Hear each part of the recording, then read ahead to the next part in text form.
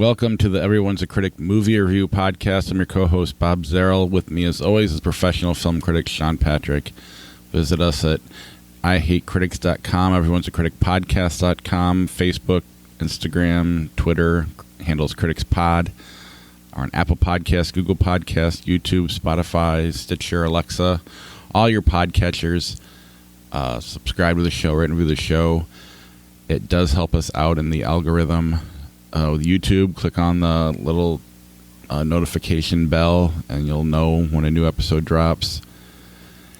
Buy yourself a Willem Dafoe face mask that you'll be too humiliated to actually wear. Yes, or any of our shirts can be made into face masks. We didn't do this on our own. TeePublic did it, but that one's kind of a funny one to wear as a face mask.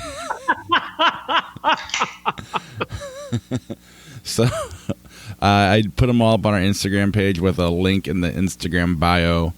It's our TeePublic page. I think you can also get there going to ihatecritics.com. If you click on the upper right-hand corner, it's our podcast merch. If you want a goofy Facebook I Hate Critics or Everyone's a Critic mask, specifically the Willem Dafoe one. Although the Batman Jesus one looks okay in a mask. Hell, they all look good. Yeah. My wife's gonna let my son get one. I'm like, have you looked at him? She just knows that I'm selling masks. She doesn't really know that we spent money to make the masks, and even though it's not our money, right? Still, yeah, we'll see how that all plays out. But yeah, if you want to go to also help support the podcast, patreon.com/criticspod is the best way to help us out. Or you can click on the Patreon link at ihatecritics.com. And I think that's all of the normal stuff. If you get yourself a credit on the show, maybe we'll send out face masks eventually, but we'll see. Probably not. Those will be a member for quite a while. They're expensive. They are. Yeah. It's like $15. Hey, you got to raise the price when you're in a pandemic. Yeah. I mean, what are we if not price gouging? Exactly. All right. We'll get to the movies this week, and we'll start with the documentary Plandemic. Did you watch that? I'm just kidding. We're not going to talk about Plandemic. No, I did not. We're not talking about that. That was a joke. That is a piece of crap documentary. Please don't watch that. It's all based on lies and bullshit. Spaceship. Yeah, total garbage. All right, let's start with Spaceship Earth. Yes, Spaceship Earth is a documentary about the Biosphere. And I know you're just a little bit younger than me, but do you have much of a memory of the Biosphere? No. I remember it. I remember it pretty well because I was just in, I think it was junior high or just about sixth grade, junior high, something like that, when they started to put it all together. And they were actually teaching us about it in science class. They were using it as a teachable moment. And the Biosphere is a fascinating and strange idea that has been, it's been a sort of an anomaly, sort of a weird question mark for science for years, as people debated whether or not it was an actual scientific experiment or a bunch of low-rent dilettantes playing scientist. And there was a lot of effort at the time, and you get that from definitely watching this documentary, to make this out to be a massive failure. But was it? And that's really the question of the documentary: was this a massive failure? On top of painting the picture about where this came from, and this very strange group of people led by a guru named John Allen, who has been numerous times accused of being a cult leader. But he was really just a collective leader. He just led a collective of people who just didn't want to live life the way everybody else lived life. And I find him to be a fascinating figure. I find him to be elements of a cult leader. But I mean, when you're a leader of any large group of people like that, you're going to come off as somebody who has that kind of cult-like quality. He's charismatic. People are drawn to him. He seems to empower people around him, which is certainly an attractive quality for anybody for any type of leader. So, it really is about framing, and this really is a documentary that is about framing questions in a different way. Like, yeah, obviously, let's just put it the other way. What if John Allen was a bad guy, and all these people were indebted to him in some way? But the documentary played it in a way that makes him seem like he's not that bad. I mean, it's possible. We're only getting one side of this documentary, but I kind of think they made the case for me as to who John Allen really was, as a guy who is fascinated by innovation and wanted to live sustainably and was well ahead of his time in wanting to live in a life that is, sustainable. Like as in the terms of how we see sustainable today in terms of our scientific language, which is, I don't want to say off the grid, because anytime you say off the grid, it sounds like you're talking about a crazy person, but just somebody who didn't want to have to rely on many of the traditional corporate structures that are out there. And so I find him to be a fascinating figure, and I think the people around him were really interesting. There's one lady who she becomes basically a self-taught engineer. She learns how to build a boat by reading about it. She just read about it and was able to, with the know-how and the knowledge of this group of people around her, actually did build a boat that this group of artists and wannabe scientists went around the world on. That is incredible. We paint people like that as crazy, but that is an absolutely astonishing level of intelligence and dedication to pull that off. And they go around the world, and we've been taught that they're hippies and they dance around like weirdos and whatnot. But they also went from country to country building businesses, and as much as they were hippies at a collective, they also operated on some capitalistic terms, and they were interested in maintaining things in a way that could turn a profit and continue to fund what they did. So there's a lot of really impressive things about this, all leading up to, of course, the Biosphere, which then gets painted by many as this massive boondoggle, which in some ways there are elements, that it was, but there are a lot of elements that say that this was a really genuine scientific effort.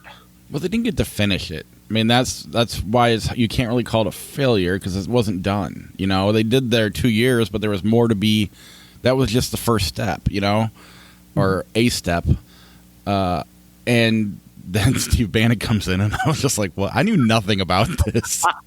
So, because I would have been like in second, third grade at this point, and it would have been a little over our head. And then by the time it was over, I'm sure the media coverage got less and less, the further in it got. So by the time I was in fifth grade, at that point it's ending, and I don't know, they change owner, new CEO comes in, and it's Steve Bannon, and I don't know. The whole thing it was a fascinating documentary. I would have liked, and you don't need to make it longer, I guess, but they just kind of glance over all the impressive stuff they do. Even the boat thing going around the world was just 5 minutes. Yeah. They're setting up all these businesses, and clearly they have money and capital, and they're successful. And you just don't. I would have liked to see, how, I would be interested in that part of it too, more as an educational documentary, I guess, instead of a entertaining one, I guess. And I guess this is both, but because I'm just curious. So it's really impressive what they do. Yeah, they're hippies. Yeah, they dance around like weirdos, but they're also very much inspired, and there is that fine line between, impressive and crazy, and I think they land on the impressive side. But it does, it can lean over to that plandemic side. They don't do it in this documentary, but that's right. That's that line people flirt with. And here I think I don't know. I enjoyed watching it, and it's also weird. It's just like nothing's changed today. You basically got your liberal hippies and your money grubbing, corporate people arguing over. That's what this documentary is. The scientists aren't really. They're there, but they're not a big part of it. So, right. And that's what I kind of found funny about the documentary, I guess, because it's just like yeah, there's scientists talking about it, and we know what they're saying, but the people out front are, Leonardo DiCaprio and Donald Trump. It's not, you know what I'm saying? And that's kind of what this documentary really does capture, even if it's not intending to. I mean, am I wrong? I don't know. You're onto something there. Yeah, absolutely. To your point about them not being done, there's a part of the movie that I was found really irksome because, again, I was won over by these people and won over by what they were trying to do. There's somebody who criticizes them. I can't remember if it's a media clip or if it's one of the talking heads, but criticized them for not following the scientific method. And to your point, they weren't done yet.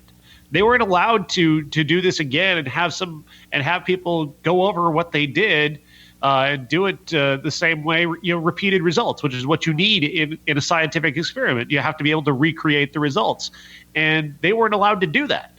And so to dismiss this as not being scientific is not fair. They were never given the opportunity to follow the scientific method and have people try to repeat their research. Then on top of that, I love the reveal of Bannon in this documentary because it is a twist in a documentary that you weren't really familiar, like super familiar with this. You had no idea this was coming, and then there he is, and then he destroys so much of their research, and he turns the thing into he completely devoids everything by turning it into a tourist trap and letting everybody inside and tainting any possible results that they could have repeated, and it does seem to fit his worldview that he's always been anti climate change science. He's always been pro corporate. That's always been a thing with him, and he sets about taking apart Biosphere in a way that does seem to fit the political perspective that we have of Steve Bannon. And the reason the narrative ended up going the way it did is their own fault. That. The cult leader, for lack of a better, he did a very poor job of communicating with the media what he was doing. He definitely came from a holier than thou place, was very secretive, and a lot of that stuff because of that, people were ready to prove him wrong. And so, but at the same time, this is a science experiment, so when they are wrong, and they need to, okay, this isn't working. What do we have to do to fix this? It's viewed as, they have to pump oxygen and they're failing. And it's like, well, no, something wasn't working, so they're going to do this. You don't want to kill the people. Next time we'll figure out what's going on. You'll try to fix that problem, and they never got a chance to do that. And a large part of it is due to the fact that they weren't communicating properly with the media, and they explain that in the documentary as well. Yeah. And the media just ran with it because, he was set up. I don't know. I don't know. But it's fascinating. It's on Hulu. So if you have that, it's definitely worth checking out, especially if you're into this kind of stuff. Definitely. I mean, this is an incredibly well-made documentary, and it does make you rethink the way that if you're somebody who experienced Biosphere at the time, it makes you think about it in a way that is a little bit more fair and reasonable as opposed to the way that they were treated by. I mean, the media has never changed, has it? Not to blame the media. No. None of the media people were doing their job and critiquing this thing from a perspective of a fair place. But at the same time, when you get that much, when you're layering in that much information and everybody's trying to get the story, and it does become cloudy. And then somebody like Bannon can easily slip in there and reset the narrative and create the narrative that he wants to paint. Yeah, but yeah, they're right. It's also the story of the media at the same time. But it's definitely worth watching. And I mean, I really want to see it in, an extended, that first hour of the movie. I'd like to see expanded another 2 or 3 hours, because I'm just curious. Because, like I said, they really spend 3 minutes on that boat that they run across the world, and that in and of itself is impressive. So, apparently today they still run the art gallery that they started, which is pretty impressive. Yeah. Where do you want to go from here, Clementine? Sure. All right. Clementine is a unique and challenging story about a broken-hearted woman who decides to break into her ex-girlfriend's cabin in the woods up in the Northwest and stay there for a few days out of a sort of misguided notion of revenge against this older woman that she was dating. Admara Marrero is the girl's name. She plays Karen. She's deeply in heartbreak over this relationship ending. She breaks into this house. She's going to stay there for a few days, and she gets interrupted by Lana, who's this young girl who's very attractive and very curious and strange, and she's definitely attracted to this Lana, but Lana's age is a little bit ambiguous. We don't quite know just how old she is. She says she's 19, but she will kind of let down the veil a little bit here and there about how naive and potentially younger that she is. Karen is drawn to this for a rather obvious kind of reason, in that she starts to enact this sort of power play where she gets to be the older woman in a relationship, and she's really attracted to the idea of being the older person in a relationship and being the person who has the experience and the power in that dynamic, whereas her ex had that over her in their relationship. And it's very confrontational in that way, because there's a lot of elements here that make you uncomfortable and make you put us all into kind of a judgmental place, that whether you want to be there or not, you're kind of you don't really know whether or not you're able to judge her for what she's doing. I mean, you have to. She's kind of being Karen is kind of being wrong in this scenario. At the same time, you also she's sympathetic, and you kind of do. And, you kind of understand where she's coming from and wanting to explore that side and see things from that other perspective. How far she's going to push it, how far Lana's going to try and get her to push it, that becomes the sort of tension that happens throughout. And it's really interesting that way. It's not a movie that shies away from some very uncomfortable places. Yeah, I read your review, and it sounded like something I was at least interested in, and then obviously it's hard to find this weekend, but it should hopefully become available soon. It's on digital cinemas, and if you search for Clementine, Oscilloscope Studios is the studio behind it. They've got a bunch of virtual cinemas across the country that are playing it.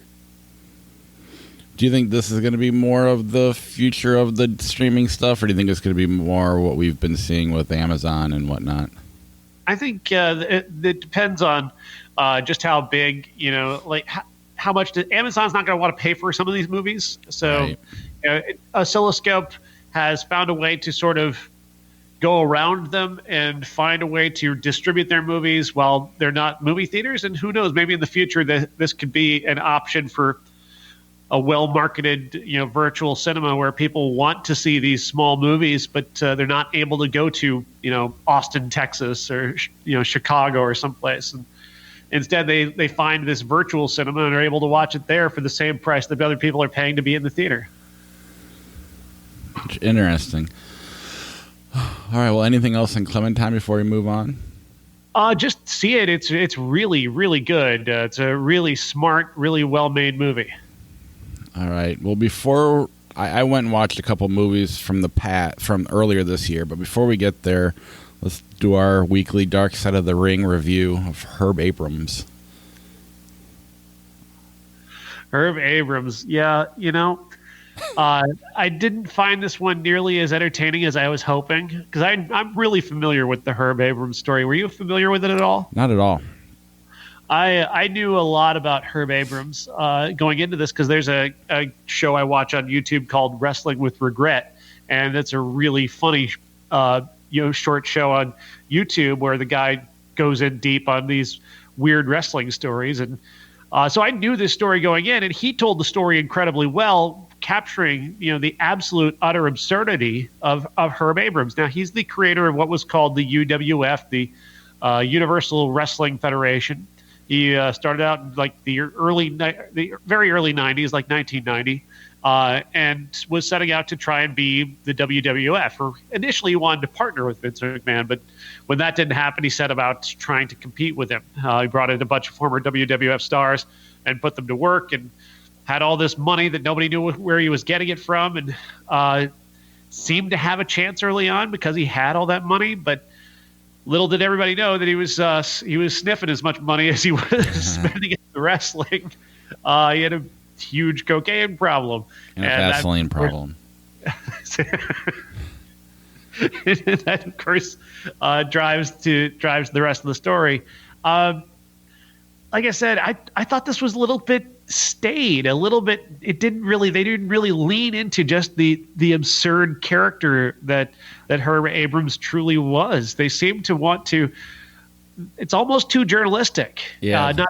Not to say that they shouldn't be. I think that's part of what they do is kind of a journalism here, but they would have done a lot better to lean into just how crazy this story gets, because they left out some of the craziest stuff. It was too high level. This really could have been. I mean, you look at a show like Glow on Netflix. This could be its own show. Because I knew nothing about it going in, but I like I said, I've been listening to a lot of podcasts with these guys on it. They have their own podcast on within JR's Grilling JR podcast called Dark Side of the Podcast, and they did the research. They dug into it. They knew all these stories, but they only had 40 minutes to tell it. So they went super high level, and basically they're just like, it's Paul Heyman meets Sam Kinison. I'm like, well, it's way more than that, but that's kind of what comes off on the screen. Right. Well, this guy, Brian Zane on YouTube did the story in like 20 minutes and managed to capture just how absurd this whole thing was in 20 minutes. and he covers both the wrestling side of it and Herb Abrams' death, which is basically something out of like American Psycho. It's so crazy how that gets at the end with him covered in cocaine and baby oil and prostitutes. And they don't seem like they're that they're not seemingly impressed with that idea at all. Other than, I think, B. Brian Blair, who had the only really great line of the entire show. Mick Foley had a good line at the end. Okay, I'll give you that one. But I'm trying to remember what B. Brian Blair said, because it was just perfect. And it was the one thing in the movie that, oh, here it is. Herb Abrams left this world doing what he loves, cocaine and hookers. All right. right there in that line. That's what should be the center of the story. Like, that should be the thing you take away, is that absurd, hilarious observation. And I just don't think this show captured it. They seem like they're holding back because they want to be respectful of Herb Abrams, and like, there's no need to be. He's dead, and he died in a way that is shocking, horrifying, weird, and exciting. Yeah, what they've been saying on the podcast a lot is they were shocked by how often this guy screwed people over and how much they loved him anyway. And they were, they definitely capture that, I guess, more or less, especially with a couple people. But that does seem like that's not as entertaining as, hookers and cocaine. And to their point, they did say they could do a whole season on him alone. Yes, this guy did it in 20 minutes, but he's also, I didn't see it, but I'm assuming he's by himself telling the story. They got to cut to different people, and 20 minutes is not that long. 40 minutes is not a long time when you have to do these different interviews, and you got to get Mick Foley in there because he's the name. And his big line at the end was, "What do you think he'd be doing right now?" And Foley said, "Time." Oh, you know what else was missing from this episode? Jim Cornette, because I bet Jim Cornette knew Herb Abrams. You had to ask Jim Cornette for an opinion. Yeah. He was needed. That would have been great. But yeah, you're right. I mean, while it was entertaining enough, it was better than the two ones about people dying. It was just like, I really thought this was going to be, kind of what got us into the dollop was, what's that baseball player's name? Rube Waddell. Yeah, Rube Waddell.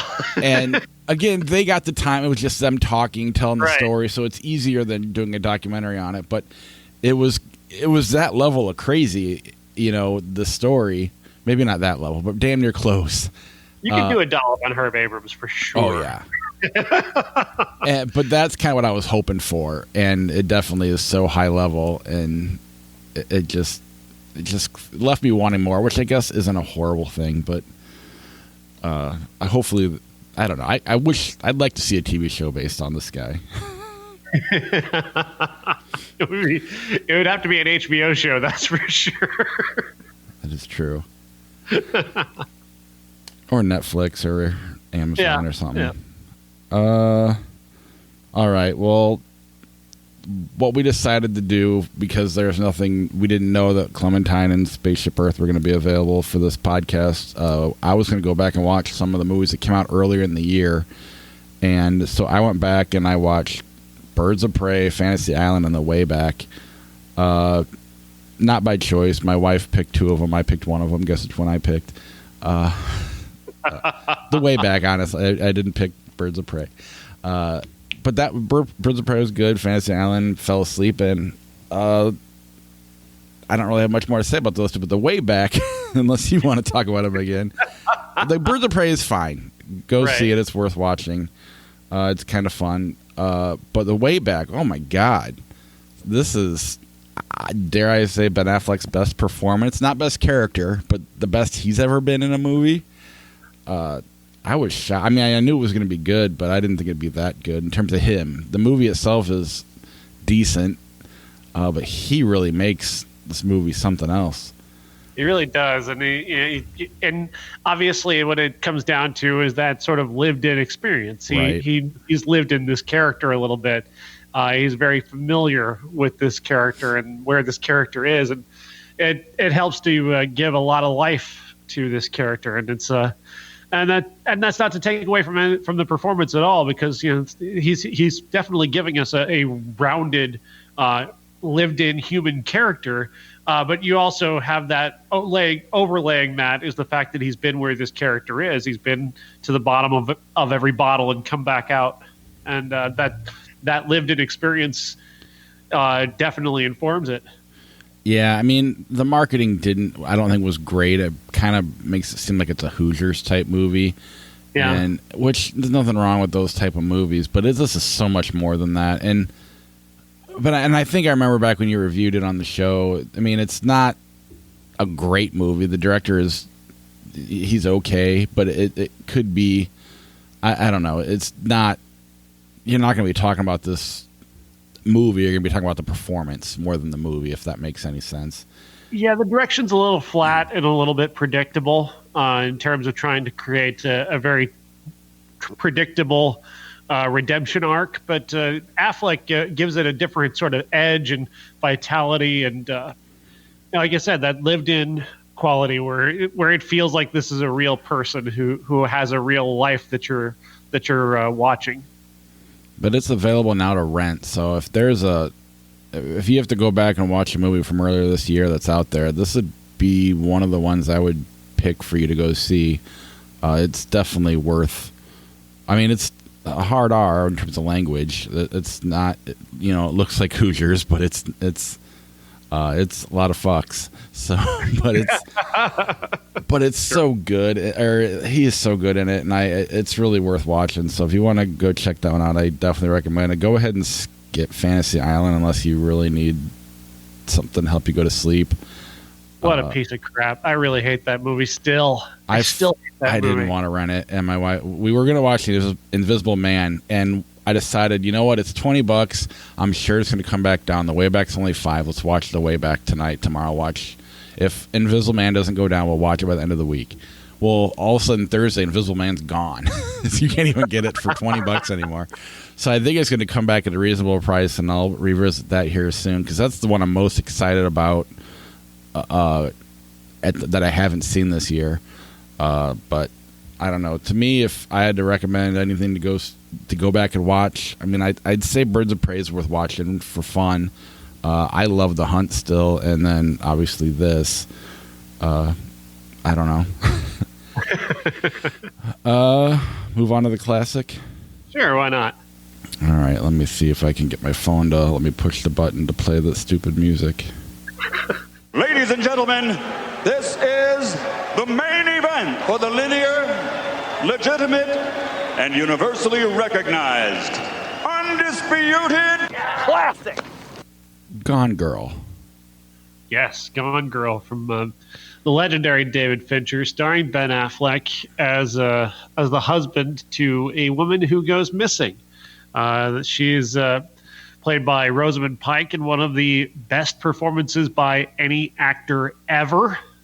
She's completely terrifying and exciting and strange, and what a character, what a performance. She takes some really potentially problematic material and turns it into this remarkable character, like a modern and believable Glenn Close from Fatal Attraction. Like, whereas that's a cartoon, this is a real story with some amazing character work. Gone Girl basically follows as she's going to disappear, and her husband's going to be blamed for her murder. And yeah, I kept reliving that initial experience of watching this movie. However long it's been now, God, it's been forever ago. It's so good. Still so good.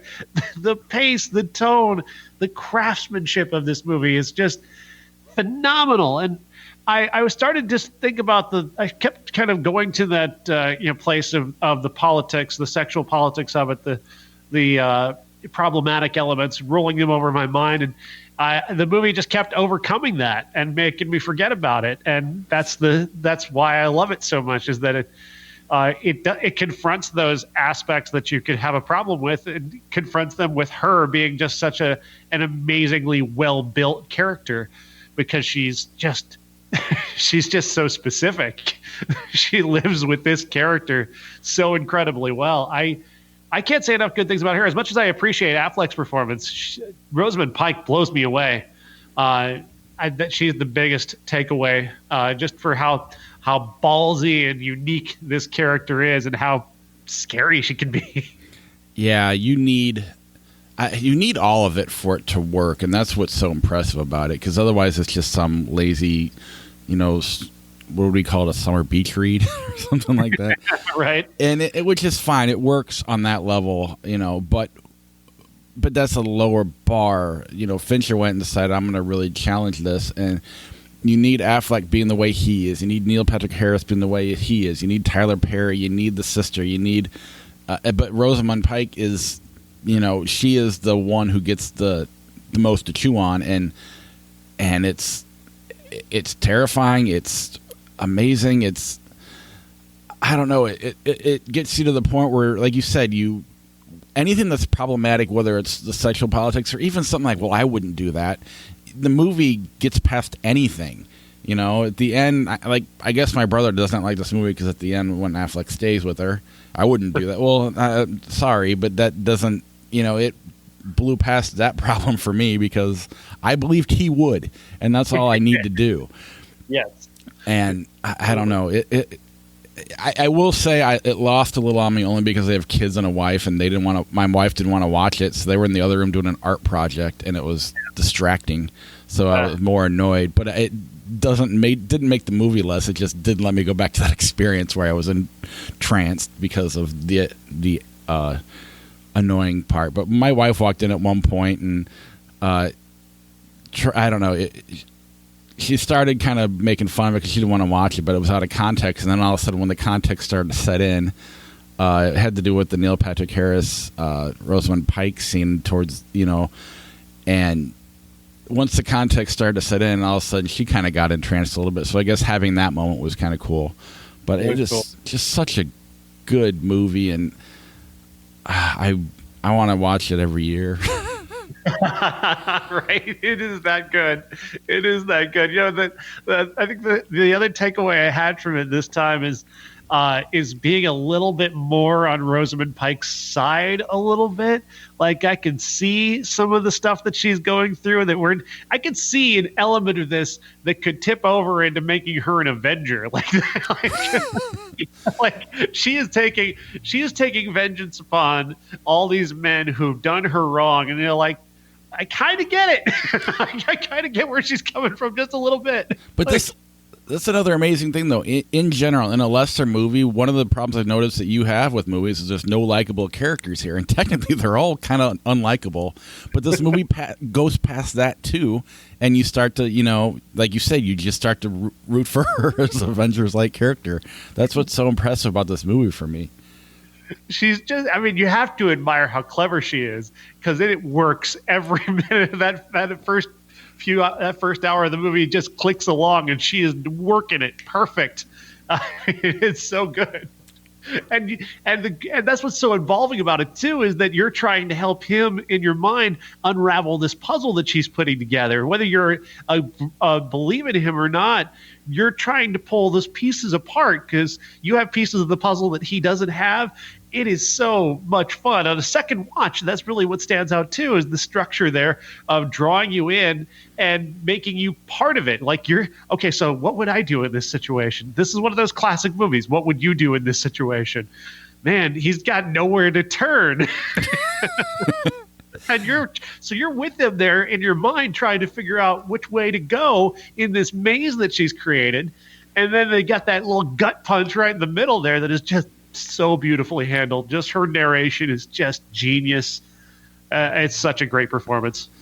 Yeah, and you're talking about how you're watching, Affleck's character have to unravel this. And meanwhile, David Fincher as a director is trying to take this mediocre story and bring it to another level, and you're watching him balance that throughout the entire movie. Because if I had to describe it to you, it is a lesser movie. You really have to be in there and experience it to really appreciate it for what it is, and you also have to let yourself let the movie take you over.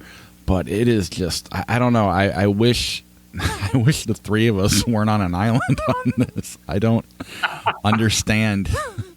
Yeah, I'm with you. I don't get why people aren't absolutely in love with this movie and talking about it all the time. I saw somebody post on Twitter. They were talking about name the 4 favorite movies of your favorite director, and this person chose Fincher, and they didn't list this movie. And I'm like, what's wrong with you? Yeah, and quite frankly, him overall, I think The Social Network's underrated, and that's very highly rated. All of his movies are, as much as they're talked about, they're not talked about at the level I think they should be. And I don't know. I think he's my favorite director, largely because of this experience. But he's just so perfect, and it's just really impressive what he did here. It's so skillful. It takes this is what I've always asked of directors to do, is to take something that could be overly familiar, or take a genre that has really familiar elements and figure out a way to do them better.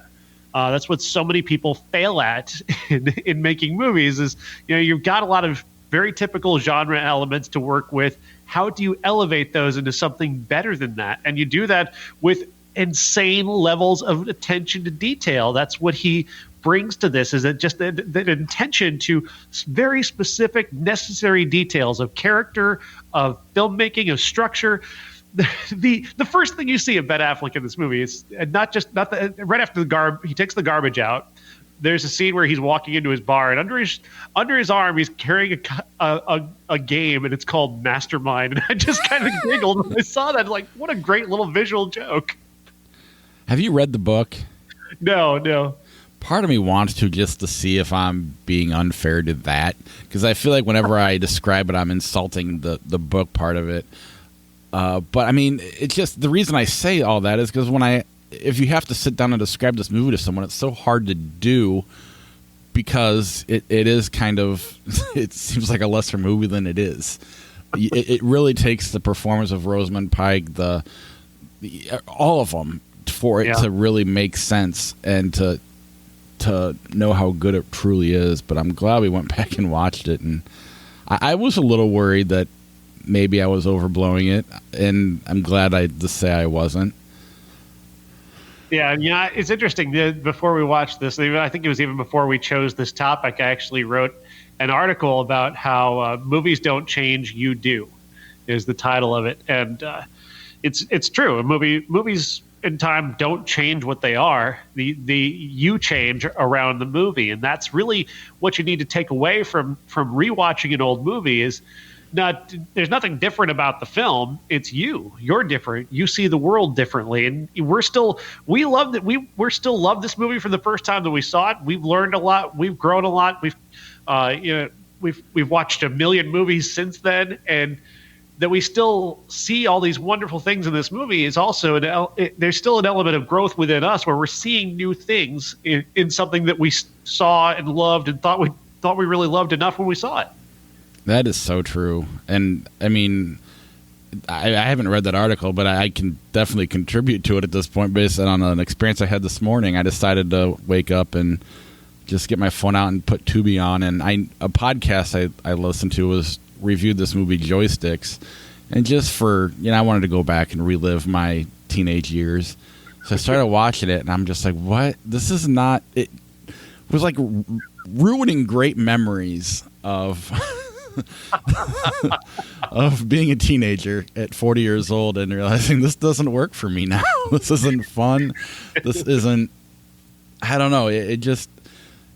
we never went back, and I didn't watch Private School and Loose Cruise when we talked about those movies in the back. I just talked about my memories of them, and here I am watching one of them again for the first time as an adult. And the movie hasn't changed, but that is so on point. I don't know how Gone Girl got to Joysticks. I apologize for that, but I guess I just want, whenever I'm here making TNA jokes about those old movies, I don't like them anymore. It's the memories that I'm talking about. But yeah, please go watch Gone Girl if you haven't seen it, and tell us why we're wrong. Yeah, go ahead. If you've got a reasoning why this isn't one of the greatest movies ever made, I would love to hear it. Because I don't believe you. I don't agree. It's one of the greatest movies ever made, and I want to watch it regularly. Yeah, and I wish he would make movies regularly. Yeah, no kidding. In 1990, class of 1999, Death by Temptation and Longtime Companion came out. I didn't watch any of them. I don't think you did either, but I did read a lot about 1999, which is a class of 1999, which is weird and prescient in a way. It was released in 1990, and it's set inside of a high school, around a high school area, but it's set in the future from 1990 because it's 1990 when the movie comes out, and they're looking ahead to 1999. And in the description of it, they talk about how the world is degenerated to a place where there's so much school violence, so much violence in schools that now these roving gangs of people now operate the schools, and the teachers have been turned into cyborgs to go in and try and keep the schools, and take back the schools. It's weird. But you know what? Throughout the 90s, what happened? We had more school shootings, and then all the way up till today. So, way to go, class of 1999. We should have made teachers cyborgs. That's coming. That's the next. Actually, I mean, when you think about it, with all the teachers at home now. My wife's a teacher at home. Oh my God, is that really difficult? You would think it'd be easier, but she is having it's. They got a lot of. I don't know. It's impressive what they're trying to do. Yeah. And this could go on for another year. But man, that's they might want to consider being cyborgs. It might help. I was talking to my goddaughter about this whole situation, how she's enjoying school from home, and she said, "I enjoyed it. Yeah, this is fun." I said, "There are not going to be any snow days now because you'll be able to do this in the future." She's like, "What?" Nope, snow days are gone now. Yeah, because if this does go into the fall, which I think it will for certain schools at least, they're gonna master this, and they're definitely gotten better and better at it. It's right now the hard part is more. She's a special ed teacher, so she's connecting with each kid, and some of them are lesser off than others, and it's just more heartbreaking, I guess, than anything, because you have to go to their home and give them the physical copies of the lessons, and it's just it's a new experience, and but it's good for all of us to experience something new every now and then, I guess. Yeah. All right, next week, we know for sure we got an HBO movie called I Know This Much Is True with Mark Ruffalo. And in 1990, Bird on a Wire and Cadillac Man came out, so that should be fun. Yeah, we have to pick a classic. Did we pick a classic? We did not talk about a classic, so... it'll be Twins with Arnold Schwarzenegger. No, I'm kidding. We'll come up with something, I guess. Yeah. I don't want to do Braveheart because I don't ever want to sit through Braveheart again. That's okay. Mel Gibson's in Bird on a Wire. Yeah, I don't know. Goldie Hawn's movies are not classics. So, yeah, I guess we'll see. We'll think of something. I love Goldie Hawn. Quit being mean. Name a classic movie of Goldie Hawn. Bird on a Wire. Wildcats. Private Benjamin. I don't want to have a joysticks moment. So let's not watch any of those. Not that those were that bad, but no, I have actually been watching my son made a joke. He was like, "Can I start a podcast?" And I was like, "Yeah, you could do like a kid watching rated R movies." And he was all about doing it for a while. And we started with Lethal Weapon 3, and how he's quoting the red wire, blue wire stuff is pretty fun. That's fantastic. Yeah, we'll think of something and figure it out, and we'll let you know during the week what our classic ends up being. Yeah. You ready for a flick chart? Sure. Sherlock Holmes: A Game of Shadows, or The Shining? The Shining. L.A. Confidential: Bend It Like Beckham. L.A. Confidential. Yeah. The Town or Speed? The Town. I love Speed, but I'm going to go with The Town just because I'm on a Ben Affleck kick. Next week classic is The Town. I'm kidding. Diamonds Are Forever, Smothered, 2016. I have no idea what that is. Yeah, I don't remember Smothered. All right. Diamonds Are Forever or The Graduate. That sucks. Oh, that does suck. Flip a coin in that garbage. All right. No idea which one of those awful movies to pick. And it is James Bond. Sure. The Hurt Locker Behind Enemy Lines. The Hurt Locker. Yeah. Identity, William Shakespeare's Romeo and Juliet, 1996. Romeo and Juliet. Identity, it looked really cool when it was coming out in theaters, and then you watch it and it just goes to complete garbage. What is Identity again? I don't remember. It's John Cusack, and I think it's Ray Liotta, and I don't know. The whole thing ends up happening inside of John Cusack's head, I think. All right, I'll give you Romeo and Juliet. I don't remember. I feel like I liked it, but maybe I hated it. I definitely I remember having strong opinion on it, but yeah. But I think I could also be. I think I'm confusing it with a Matthew McConaughey movie that I forgot as well. City Slickers, Few Good Men. A Few Good Men. Star Wars Episode 1, The Phantom Menace, Clueless. Clueless. Definitely. Out of Sight, The Godfather Part 2. Godfather Part 2. Yeah. Alien vs. Predator, Ben-Hur. I mean, I honestly, Alien versus Predator because it's shorter. I'm with you. I haven't seen it, but I would if you had to put one on right now, it'd be that. Ben-Hur is just so long, and it feels longer because it's not very entertaining. Right. Well, no, the AFI Best 100 Movies. No, have you tried to sit through this thing? Good God. Next week's classic, Dr. Zhivago.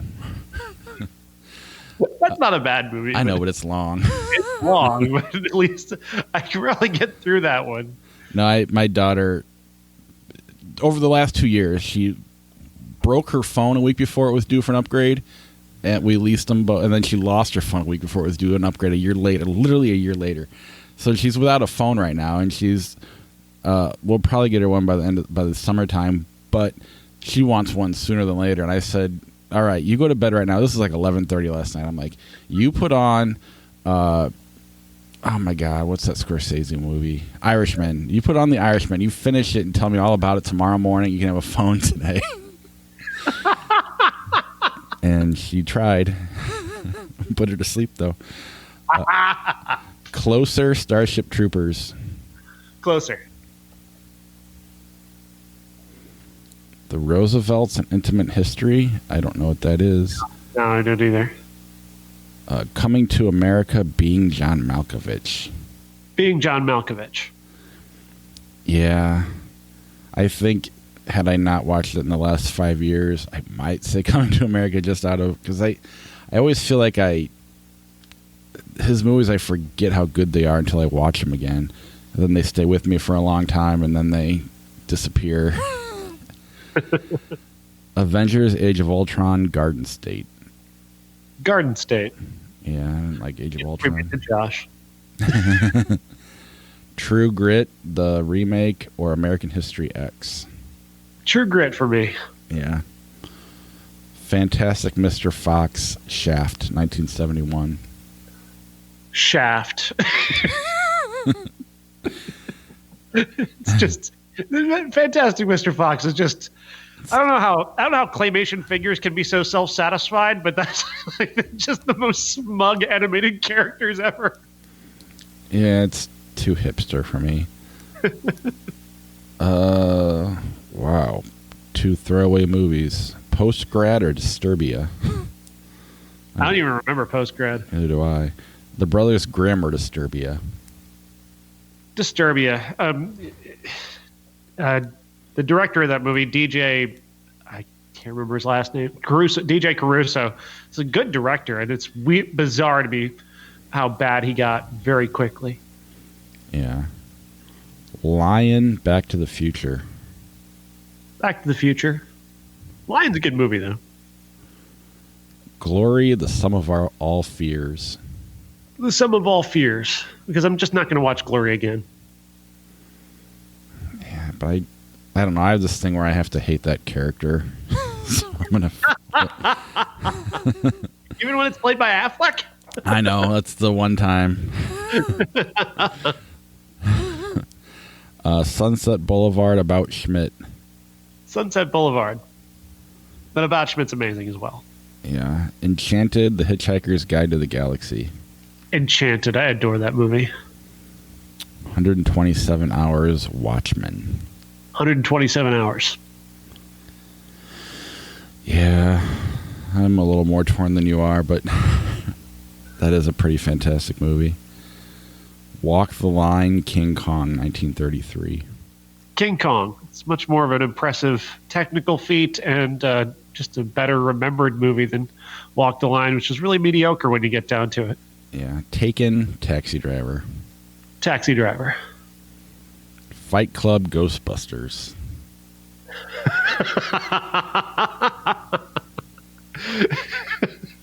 Sorry, I just had this vision of Venkman and Company shooting their stuff at Tyler Durden to try and get him into the. I mean, he wasn't a ghost in the movie; he was a delusion, but still. Right. I mean, if you would have asked me this a week ago, I'd have said Ghostbusters. But now that I'm on I think Fincher's the best thing in the world. I might say Fight Club. I don't know. It's hard. I will say Fight Club as much as I admire Ghostbusters. Yeah, I'm more at the moment. I'm in the mood of impressive more than entertaining. Gone with the Wind, Flight Plan. Jesus Christ. I mean, Flight Plan's a shitty movie, but I'll watch that more than I want to watch Gone with the Wind. I hate that movie. I don't even remember it. So, The Big Night. I don't know what that is. And Shanghai Noon. I think I've seen Big Night, but not well enough to say. Van Helsing, Shanghai Noon. Damn it. Shanghai Noon. Enemy at the Gates, Panic Room. Panic Room. Yeah, Dick Tracy, The Doors.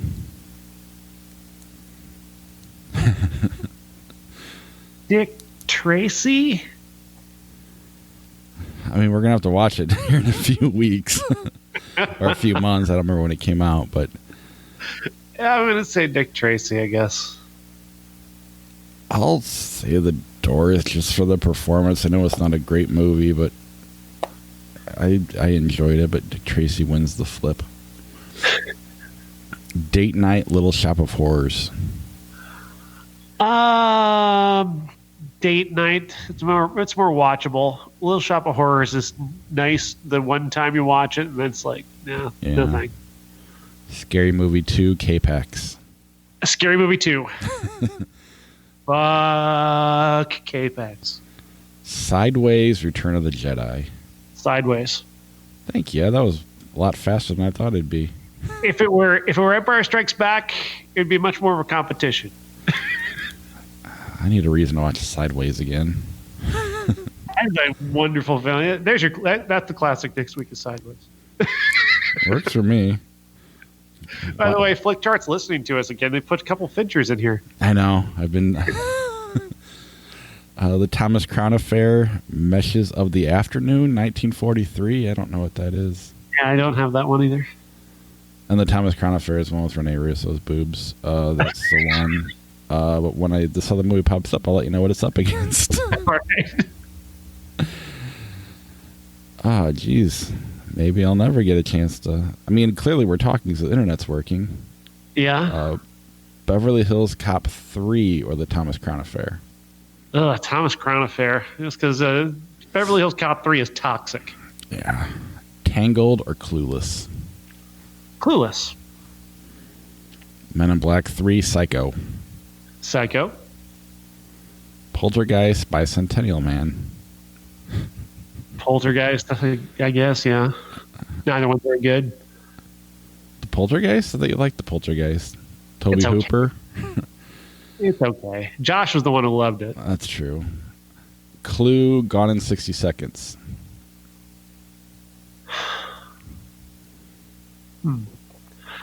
I guess Clue. Gone in 60 Seconds, I have a soft spot for it just because it's so silly. Yeah, that era Nicolas Cage, I need to go revisit those movies again because now I love him so much, but at the time I was annoyed by him. So I wonder how that would play into movies like that. I don't know. What Dreams May Come, Remember the Titans. What Dreams May Come. Yeah. As whimpering and whiny as Robin Williams is in that movie, I'd rather watch that than the dull inspiration of Remember the Titans. Yeah, if Denzel was an alcoholic who got divorced and his kid died, I might watch it. I wouldn't mind seeing him do that performance, but... all right. The Day the Earth Stood Still, Casualties of War. There's a lot of throwaway comparisons here. Yeah, no doubt. Is this that we're talking about the remake? Day the Earth this Stood is Still? the Keanu version. And what was the other movie? Casualties of War, Sean Penn and Michael J. Fox. Yeah, so let's see. Vietnam rape movie or... or Earth rape movie. Let's go with Keanu. Kill Bill Volume 1, Terminator Salvation. Kill Bill all the way. Dead Man the Game. Now, see, that's an obscure one. Now we know Flick Chart's listening too closely. The Game's like the one Fincher movie. I mean, I haven't gone back and watched it since the theater experience, but I remember sitting down and going, if this ends up being a game at the end, I'm going to hate this movie. And it was, and then I was just like, you know what? Fuck it. Maybe I need to rewatch it. It's his weakest one for sure. What was the other choice? Dead Man, starring Johnny Depp, a Jim Jarmusch film. That one's got its head really far up its ass. The Game. Yeah. Texas Chainsaw Massacre, 12 Angry Men. 2003 Texas Chainsaw Massacre. Very important to note because I actually would pick the original Texas Chainsaw Massacre, but I'm going to take 12 Angry Men. Yeah. All right. We can end there because I'm sick of seeing these throwaway comparisons wasting our time. Fair enough. All right. I'll see you next week.